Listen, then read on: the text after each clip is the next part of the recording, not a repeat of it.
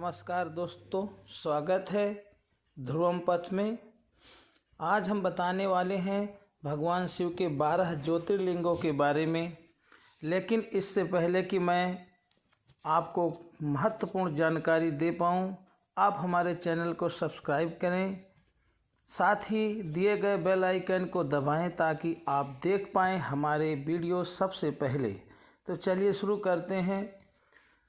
हिंदू धर्म में पुराणों के अनुसार शिव जी के जहाँ जहाँ स्वयंभू रूप प्रकट हुए हैं, उन 12 स्थानों पर स्थित शिवलिंगों को ज्योतिर्लिंगों के रूप में पूजा जाता है। ये संख्या 12 है। हिंदू धर्म शास्त्रों में मान्यता है कि जो मनुष्य प्रतिदिन प्रातःकाल और संध्या काल में 12 ज्योतिर्लिंगों का स्मरण करता है, नाम लेता है, उसके 7 जन्मों के पाप नष्ट हो जाते हैं। इन लिंगों के स्मरण करने मात्र से ही समस्त पाप कट जाते हैं। आइए जानते हैं भारत में 12 ज्योतिर्लिंगों के बारे में। तो सबसे पहले बात करते हैं सोमनाथ ज्योतिर्लिंग। जी, सोमनाथ ज्योतिर्लिंग भारत की ही नहीं अपितु पृथ्वी का पहला ज्योतिर्लिंग माना जाता है। यह मंदिर गुजरात राज्य के सौराष्ट्र क्षेत्र में स्थित है। शिव पुराण के अनुसार जब चंद्रमा को दक्ष प्रजापति ने क्षय रोग होने का श्राप दिया था, तब चंद्रमा ने इसी स्थान पर तप कर इस श्राप से मुक्ति पाई थी। ऐसा भी कहा जाता है कि इस शिवलिंग की स्थापना स्वयं चंद्रदेव ने की थी।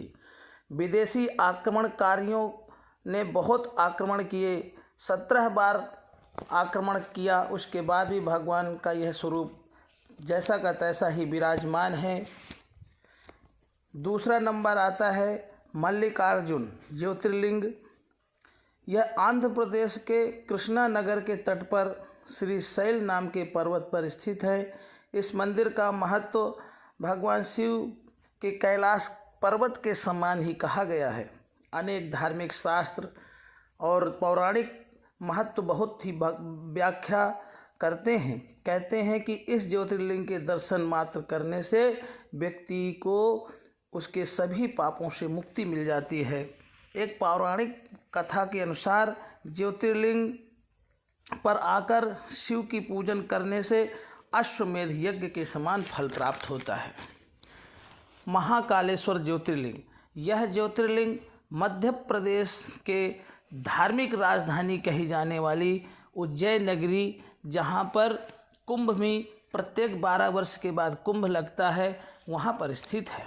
महाकालेश्वर ज्योतिर्लिंग की विशेषता है कि यह एकमात्र दक्षिणमुखी ज्योतिर्लिंग है। यहाँ प्रतिदिन सुबह की जाने वाली भगवान शिव की भस्म आरती विश्व भर में प्रसिद्ध है। महाकालेश्वर की पूजा विशेष रूप से आयु की वृद्धि करती है।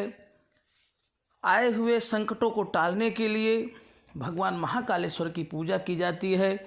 उज्जैनवासी भगवान शिव महाकालेश्वर को ही अपना राजा मानते हैं और वही उज्जैन की रक्षा करते हैं। ओमकारेश्वर ज्योतिर्लिंग। मध्य प्रदेश के ही इंदौर के समीप स्थित नर्मदा नदी के तट पर यह ज्योतिर्लिंग स्थित है। उस स्थान पर नर्मदा नदी की ओर पहाड़ों के चारों ओर नदी बहने से यहाँ ओमकार का स्वरूप बनता है। ऐसा माना जाता है कि ओम शब्द की उत्पत्ति ब्रह्मा के मुख हुई है। इसीलिए किसी भी धार्मिक शास्त्र या वेदों का पाठ किया जाता है तो यह ज्योतिर्लिंग ओमकार अर्थात ओम का आकार लिए है। इस कारण से ओमकारेश्वर के नाम से जाना जाता है। केदारनाथ स्थित ज्योतिर्लिंग भी भगवान शिव के ज्योतिर्लिंगों में आता है। यह उत्तराखंड में स्थित है। बद्रीनाथ के मार्ग में केदारनाथ समुद्र तल से 3000 की ऊंचाई पर स्थित है। केदारनाथ का वर्णन स्कंद पुराण और शिव पुराण में भी मिलता है। यह तीर्थ भगवान शिव के अत्यंत प्रिय, जिस प्रकार कैलाश का महत्व है उसी प्रकार शिव जी के केदार क्षेत्र की भी महिमा है। भीमाशंकर ज्योतिर्लिंग। भीमाशंकर ज्योतिर्लिंग महाराष्ट्र के पुणे जिले में स्थित है।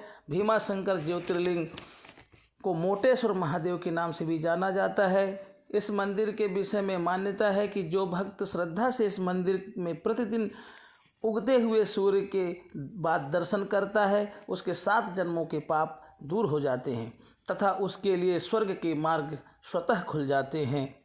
काशी विश्वनाथ ज्योतिर्लिंग भारत के ज्योतिर्लिंगों में यह है। उत्तर प्रदेश के काशी नामक बनारस स्थित भगवान काशी की नगरी धर्म स्थलों में सभी से अधिक महत्व रखती है। इसलिए भगवान का यहाँ विग्रह कहते हैं कि सृष्टि के विनाश हो जाने पर भी काशी का नाश नहीं होता। जब सृष्टि का लय होगा तो भगवान शिव इस काशी को अपने त्रिशूल पर धारण कर लेंगे और प्रलय के समय भी यह काशी सुरक्षित रहेगी। तो भगवान का यह विश्व भावन भूत भावन स्वरूप त्र्यंबकेश्वर ज्योतिर्लिंग, यह ज्योतिर्लिंगों में गोदावरी नदी के तट के पास महाराष्ट्र राज्य के नासिक जिले में स्थित है। इस ज्योतिर्लिंग के बारे में ब्रह्मगिरी नाम का पर्वत है। इसी पर्वत से गोदावरी नदी आरंभ होती हैं, उनका उद्गम स्थल है। भगवान शिव का एक नाम त्र्यंबकेश्वर भी है। यहाँ पर भी प्रत्येक 12 वर्ष में कुंभ का मेला लगता है और शिव को गौतम ऋषि गोदावरी नदी के आग्रह पर यहाँ ज्योतिर्लिंग के रूप में आना पड़ा था। यहाँ की यह महिमा है। वैद्यनाथ ज्योतिर्लिंग का समस्त ज्योतिर्लिंगों में 9वां स्थान माना गया है। भगवान श्री वैद्यनाथ ज्योतिर्लिंग का मंदिर यह झारखंड के दुमका नामक जनपद में पड़ता है। नागेश्वर ज्योतिर्लिंग गुजरात के भारी क्षेत्र में द्वारका नामक क्षेत्र में स्थित है। शास्त्रों में भगवान शिव नागों के देवता हैं और नागेश्वर का पूर्ण अर्थ नागों के ईश्वर, नागों के स्वामी। भगवान शिव का एक अन्य नाम नागेश्वर भी है। द्वारकापुरी से भी नागेश्वर ज्योतिर्लिंग की दूरी 17 मील की ही है। इस ज्योतिर्लिंग की महिमा में कहा गया है कि जो व्यक्ति पूर्ण श्रद्धा विश्वास के साथ यहाँ दर्शनों के लिए आता है उसकी सभी मनोकामनाएं पूर्ण हो जाती हैं। रामेश्वरम ज्योतिर्लिंग, यह ज्योतिर्लिंग तमिलनाडु राज्य के रामनाथपुरम में स्थान में स्थित है। भगवान शिव के ज्योतिर्लिंगों में से एक होने के साथ यह स्थान हिंदुओं के पुराणों में वर्णित है। भगवान राम जब माँ जानकी को खोजने के लिए समुद्र पर सेतु बना रहे थे, सेतु बनाने से पूर्व भगवान शिव जी की स्थापना की थी। वही भगवान रामेश्वरम, रामस्येश्वरम, रामेश्वरम।